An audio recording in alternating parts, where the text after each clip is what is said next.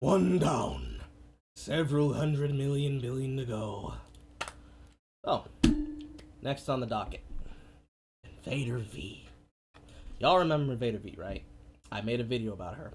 I'll put the link somewhere in the description and maybe also in the information card box somewhere. Where's my sweat towel? Never mind. I'll just use my sock. You remember InvaderVie, yes?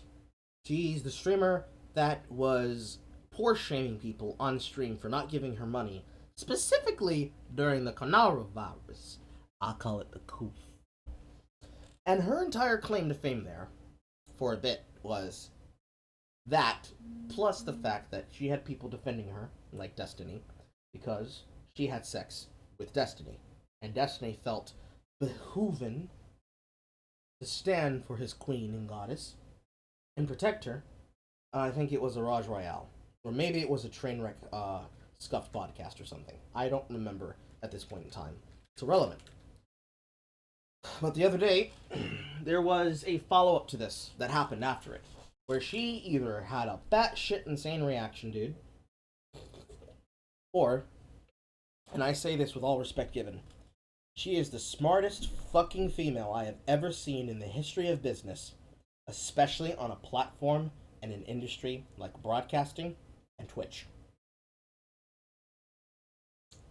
The clip is a very infamous speech that she did. And in the speech, she goes on a manic rant, much like the manic rant she had when she was mocking people for portioning, right? But, like, this was after that. And I guess before we get into that, we can talk about this thing that I have a very big problem with, which is streamer apologetics, or just apologetics in general. There is a metagame to apologies, where people will try to play down situations until they are forced to come to the public and speak about them, right? So in InvaderVie's case, she mocked people on her stream about being poor. You know, if you don't have money to give me for streaming, it's only $5. It means that you need to spend more time working. And if you don't have the ability to work, then you need to go find work. Things that she said during the coup.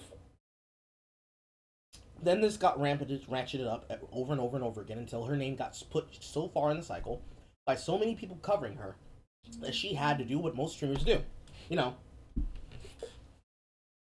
the entire background that would normally be filled with pillows and shit, and the more skimpier dress and clothing. Tighten that shit up, put on a turtleneck, sit up straight and tall in her chair, hands clasped in her lap.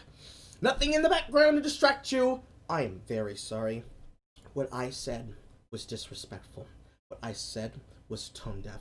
And I apologize for my behavior and any person that I have disrespected and disappointed with my actions. Cut screen to her in this manic rant. Going off about the wildest shit I have ever seen. Apparently, because this is kind of like her life story that she's giving you in this rant, right? Her life story is, I wanted to be a popular streamer. And we don't know, it cannot be confirmed, and also kind of not denied at this point, except what we do know. It cannot be confirmed or denied that the person that she slept with that bought her the unicorn pillow is Destiny. But, according to V in her own speech, I wanted to be a popular streamer, and so I told that dream to a boy that I really wanted to bang, and he had no idea what the fuck I was talking about. And you try to reach out there for a dream, and sometimes that dream works out, because I fucked that guy's brains out, and he bought me this stuffed toy. Right? Her words from her own rant. Going through this entire thing and looking at it, if she was honest about her apology, right? If she was telling the truth, and she was really sincere about apologizing for her bad bunny moment, for portioning people for not having enough money to support her, be it resolved that she was apologizing there, this is the wildest coke rant I have ever seen in my life. Bar none. It will not be beaten out It's a second competitor, but will not be beaten out by the legendary Trainwreck himself with the "this is the reason why we're losing the platform" speech. The famous one that got him banned for 5 days. But it's up there. Oh shit, is it up there? However, if she was full of shit and she's just trying to secure the bag, then ladies and gentlemen, this is the greatest performance I have ever seen in the history of watching content in my life. The rises, the falls, the ramping up, and the grand fucking finish. The clothing choice, the word choice, the energy. Most entertaining shit I've seen in my life. Most entertaining shit I've seen in my life. And it's like, yes, I feel you, but are you talking hot shit right now? That's what that felt like watching. Even if you don't do anything that involves like watching it, right? You don't go to the one that's just her VOD cut. You go to the one where you can actually see the shit she's saying and it's scrolling up on screen. It is the most surreal shit you've ever seen in your life, right? But hey, that's Twitch. Or technically broadcasting. It's not just that it's Twitch, but this is what broadcast amounts to, you know? This is the kind of shit that I expect to see happen on live stream fails. You know, before it became all about constantly trying to monetize disposable drama for the purposes of inflating an ego's and inflating the bag of certain streamers by capitalizing and profiteering on said drama. Self-created, inflicted, happenstance, spur of the moment, or otherwise. Because if this is a performance piece, fucking bravo. Encore, bitch. Encore. If it's not, someone please get her therapy. But at the end of the day, when I originally saw what she said, I was 100% like, yeah, that's that kind of shit that would have told me to kill myself. Because I've come from a background where I have all these friends I want to support, all these artists I want to support, all these people whose dreams I want to help make a reality. But I don't have enough money to help them. Some people, quite literally, just a few fucking hours ago, I found out ended up leaving the state where I lived because they were in a bad living situation. And here they were in town, and I was waiting on something that I needed to get before I could help them. And I got that thing, and I told them, and they're like, oh, bro, I'm not even here anymore. Don't worry about it, though. And I'm sitting here conflicted like, oh my god. But at the same time, there's friends who I still have, and artists who I still support, people who I look up to or have been an influence on me. You know who I'm talking about if you remember my 2K celebration on Twitter. There are people who I've been trying to support all this time that now that I have the money to, I have the ability to, I have the freedom to, I have the time to, I'm giving them my support. And I am showing that I am not only holding myself to my own standard, I'm holding myself to my promise. That money is coming soon, motherfucker! Expect it! But it is what it is, right? When you hear a streamer denigrate you by telling you, you're so fucking pathetic to me, you don't even have money to give me, bitch, patooey, patooey, patooey, you're garbage, patooey, patooey. That's the shit that makes you want to hang yourself. It's the shit that I don't want to see. Like, I ain't trying to see that shit. Nobody's trying to see that. But more importantly, it's really bad because now this is the standard that you set for everybody. Because it's not just something that affects you, InvaderVie, for having done that. It's something that now informs the attitude of every streamer. What if every streamer is like that and they only care about the people who give them money? Clearly that is not true, if you know me, or if you know any other broadcaster that may be above that criticism, but it's always going to be in the back of your mind now, right?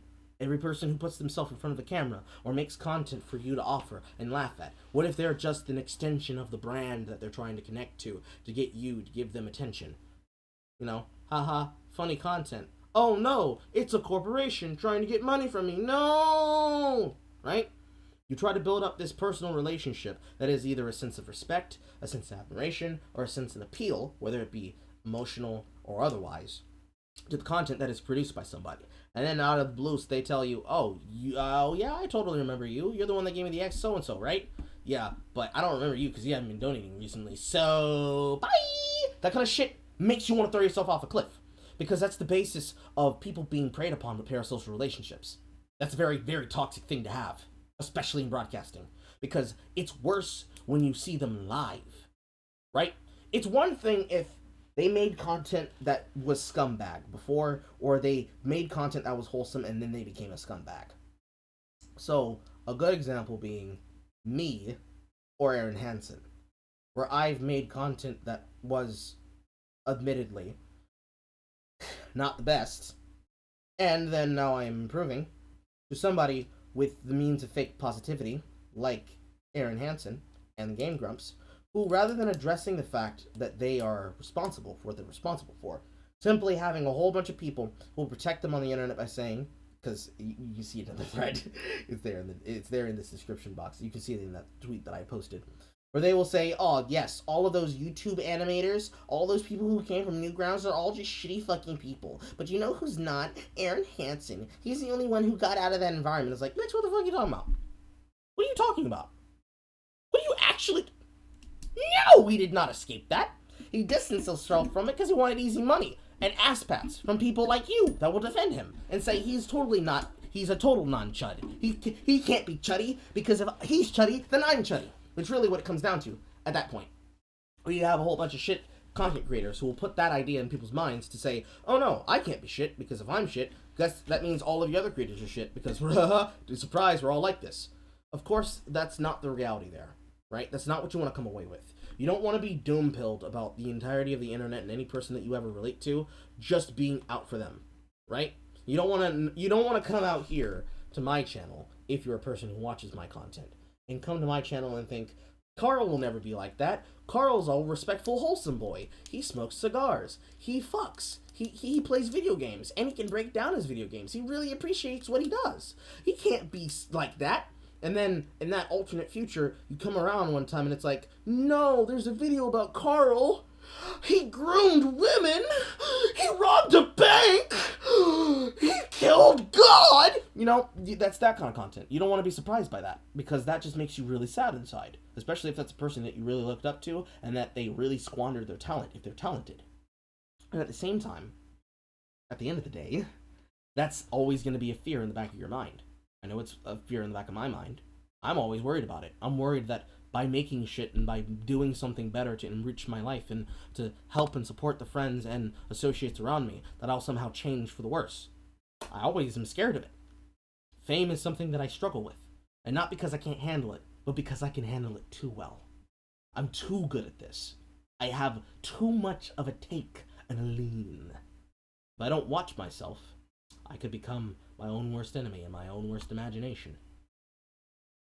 And in the case of InvaderVie, who knows? Maybe she's gotten to that point where she is also passing strange. Where the actions of her younger life is now affecting her adult life. And that the choices she made before are now catching up to her. Where people are seeing the mask drop. And instead of just trying to, tape that mask back on and just cry it out, she's saying, "You know what? Fuck it. This is me, bitch. This is what you asked for. This is what you get." I'm starting to sweat through my shirt. And if that's the road she's going here, and she's just living her truth now, good for her. If it's not, and this is just a mental breakdown that we're witnessing, I think this is kind of bullying. I think that's considered bullying at this point, and we should probably get her some help. I think Emmett Shear should come out of his stronghold of doom and actually say, "You know what, guys, we gotta help this broadcaster here." I think they should do that. I think the Twitch Safety Council might want to take a look at this. When they can get Stephanie Lore to not rant about comms over the Zoom call again. Shit like that. It might behoove us to do some good there, because mental health is a serious problem, especially in a streaming environment, when you're open to the open-ass end of the internet and you have to hear and see people say shit about you. Some people can handle it. Some people can't. Some of the people who can't have to consider if the mental brain damage is worth the money. For some, they might consider it to be. Because for InvaderVie, you might have the dream that you're always going to be that popular Twitch broadcaster. But what happens when the money fades? What happens when your channel gets banned? What happens when you don't have anything to back it up? What industry do you have? What industrious works can you do? What do you do outside of this? That's the thing that I would ask at that point, on whether or not she has her ducks in a row.